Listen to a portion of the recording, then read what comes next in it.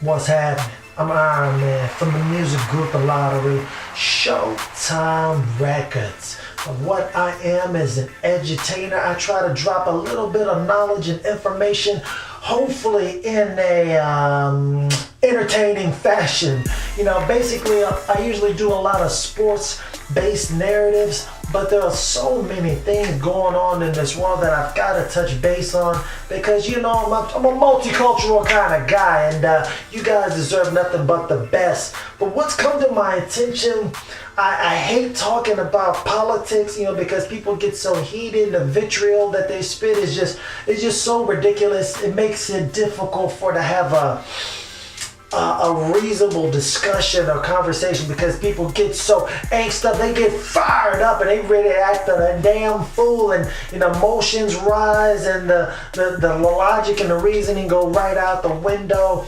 I want to talk about this guy, Donald Trump, and he's about to do the State of the Union address.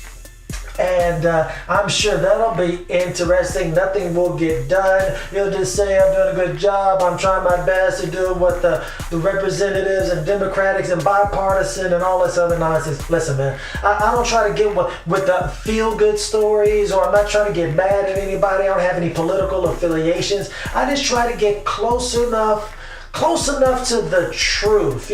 Obviously these are just my opinions, these are just my views on life, as it were, but I try to get closer to something based on logic, reasoning, and facts. And with this guy, everyone's talking about building the wall. There's so many people, they're just so against it, and listen, the facts of the matter is I can see them as that he, as the commander-in-chief and head of the armed forces, the president's, one of his duties is to protect the country. And as many other states, like in Israel, a lot of these other countries, what they've done to stop illegal immigration is to build a wall, a solid structure. And in just about 100% of those cases, not 100%, but in most of those cases, it seems to work pretty damn well. It's pretty efficient. And according to reports, there have been lots of, like I said, bills or laws that have been proposed in the past that have been praised by bipartisan party, committees alike. They've all said, yeah, when Obama was in there and the Bushes were in there, everyone said, yeah, we need to strengthen border security. Everyone was all for this, but I think that now, because he's such a polarizing figure, and talk about Donald Trump, there's so many people that hate him. There's so many people that will just ride to the death for this guy. It's not about what they're proposing. People are just...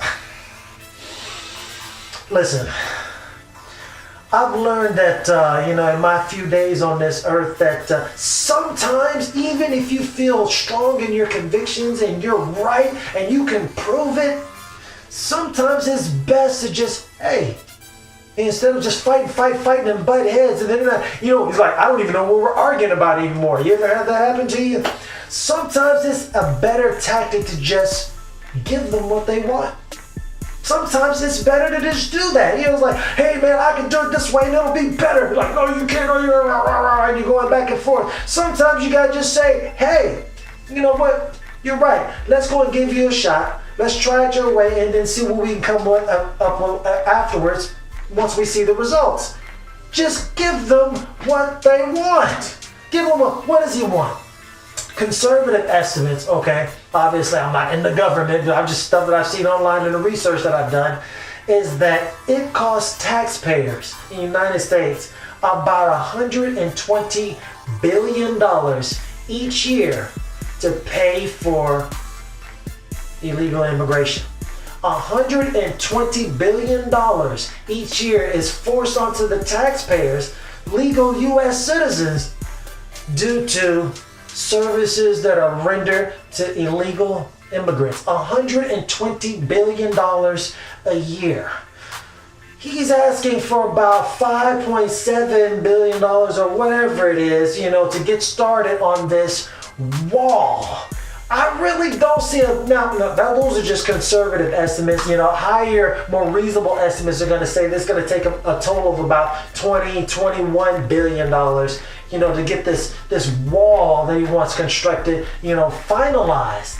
And mind you, in the past, they've already agreed, to say, hey man, we're going to give you $1 billion, to pay for a wall or a structure for border security. So they've approved money before, but now they're just saying, because you're calling it a wall, they want to do drones, fences, and it's just, they're going down to semantics. We're fighting, the state of the country, we're fighting over semantics, wall, fence, drones and security and stuff like that. Listen, before I continue on, hey.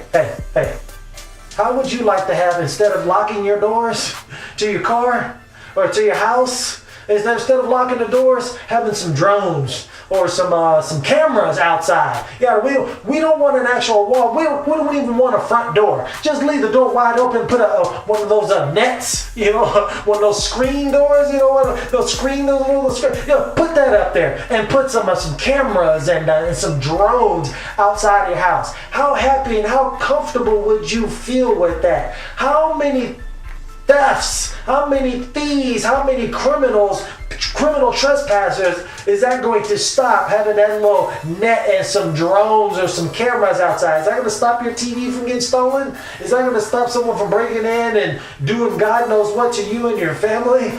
I don't think I don't know anybody has a house like that. It's just an open season. You can just walk in when you feel like it. No, because they have doors, they have barriers. And most of these people that are in Congress that are against this so much, they've got fences on their house.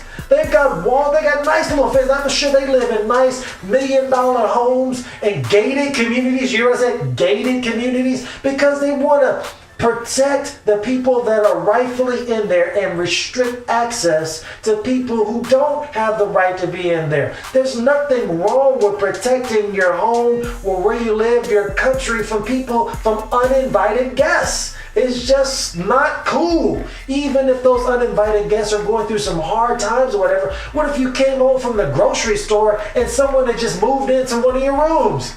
And you're like, hey man, what are you doing here? Hey man, there's no cheap enough, there's no affordable housing, where I'm at, in my neighborhood, so I just had to come on over here. But don't worry, I know you don't like mowing the lawns and taking out the garbage. I'm gonna go ahead and mow your lawn for you and take out your garbage, whatever. I'm gonna give you a couple like $5 or $10 on the light bill.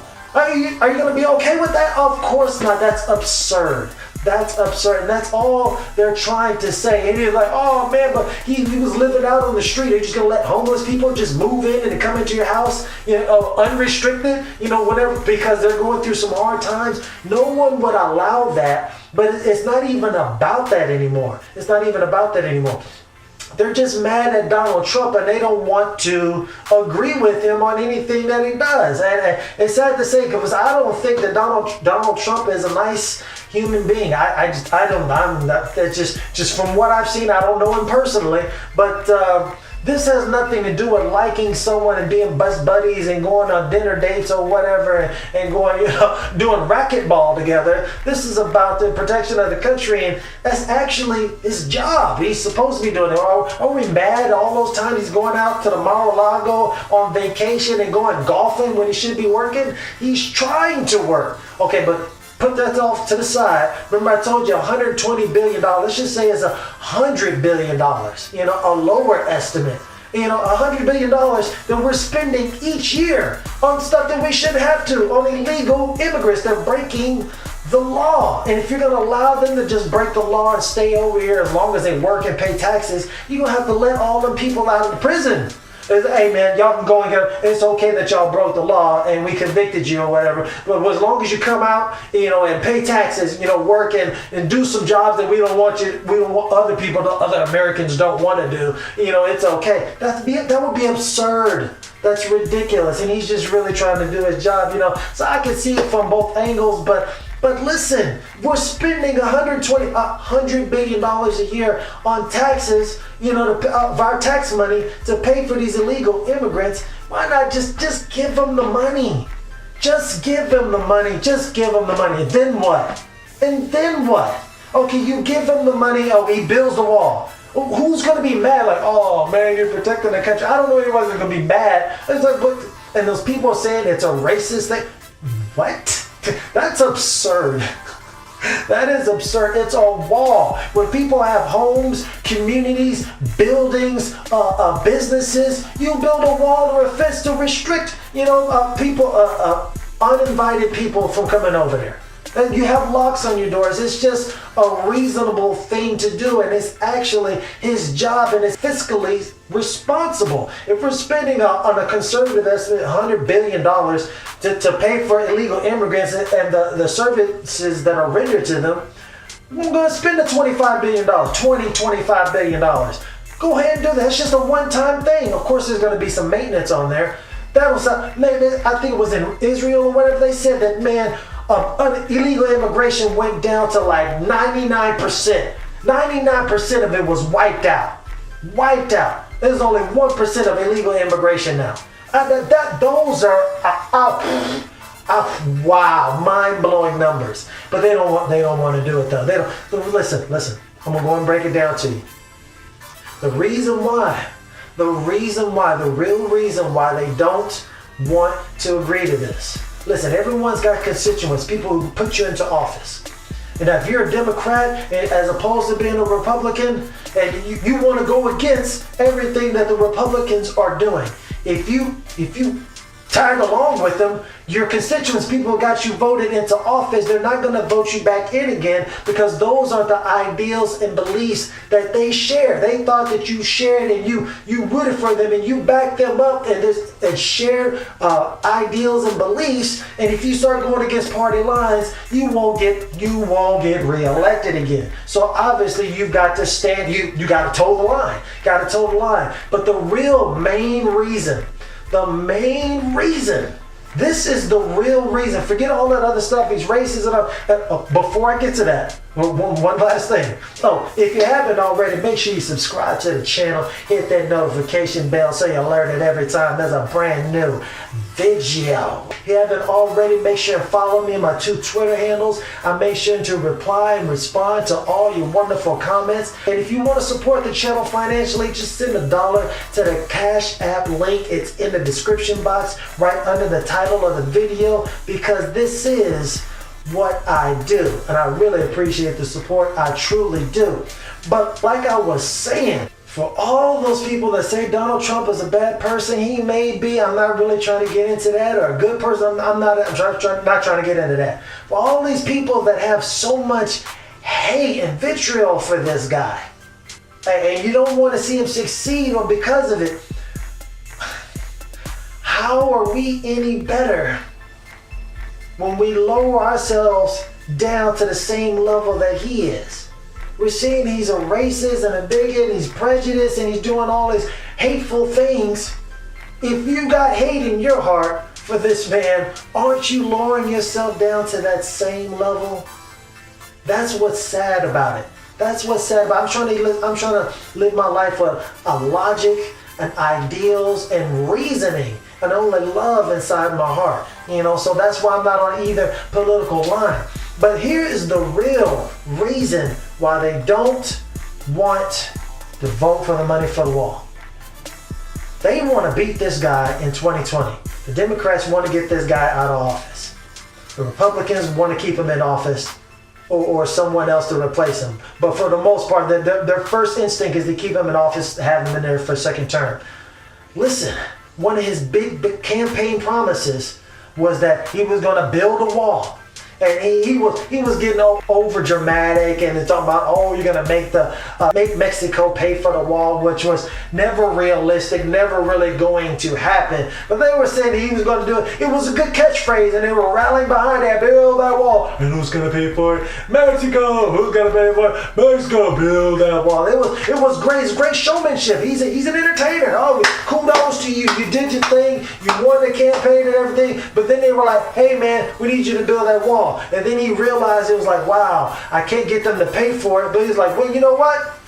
The main thing that can help him win re-election is coming through on his campaign promises. Even if he can't get Mexico to pay for it, he's got to get that wall built. And he's going to say, I said I was going to build that wall. I came through my campaign promises. Blah, blah, blah, blah. That's what he's going to say. And they're going to champion that. And he's going to get reelected again. That's why the Democrats do not, under any circumstance, want to give him that wall. It's not that they don't believe in the wall. Sure they do. They wouldn't have a problem if it was Obama, George Bush, anybody else. They would have voted for it and everything. It's a drop in the bucket. They're not even worried about what the $4 trillion of debt for the economy. Come on, man, for the budget. Listen, $5 billion, they're complaining. Listen, it's not about that. It's about getting reelected. It's about getting reelected. They know if they let him, if they help him come through in his campaign promise, it's a wrap. It's pretty much a wrap for the Democrats in 2020. And that's the reason why they don't want to negotiate. I would be remiss if I didn't mention this 35-day shutdown by the government that everyone's been talking about, and the furloughed workers, especially how it pertains to building the wall. This was obviously a ploy, a negotiation tactic, used by Donald J. Trump, to get the border funding. If he didn't get it, he was going to, keep the government shut down.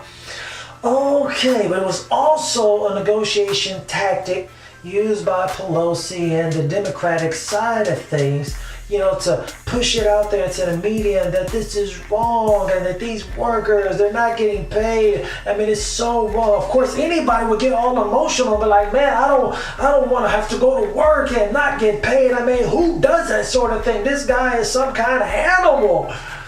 But from the figures that I've seen, the government was shut down. Most of those people weren't being forced to work and not getting paid.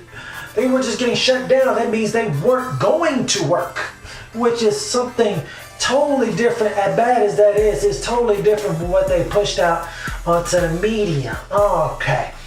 I don't know if people know or not, but the government actually gets shut down quite often. I mean, it's happened before many, many times. The Obama and the Bush administrations, through all administrations, sometimes they go because they can't come to a conclusion. They usually solve it in 2 or 3 days, and there's some emergency meetings, and, they want to make sure that people are getting paid, but it happens all the time. Okay, now here we go. These are the questions that I had about this. Now, if you've got these good government jobs, I don't understand why these people were being shown, by the news media in like bread lines, soup lines, or whatever. They were going to the soup cabinet. They were going to get food from the shelters and all this other stuff. They were like, man, we're finna lose our homes in 35 days.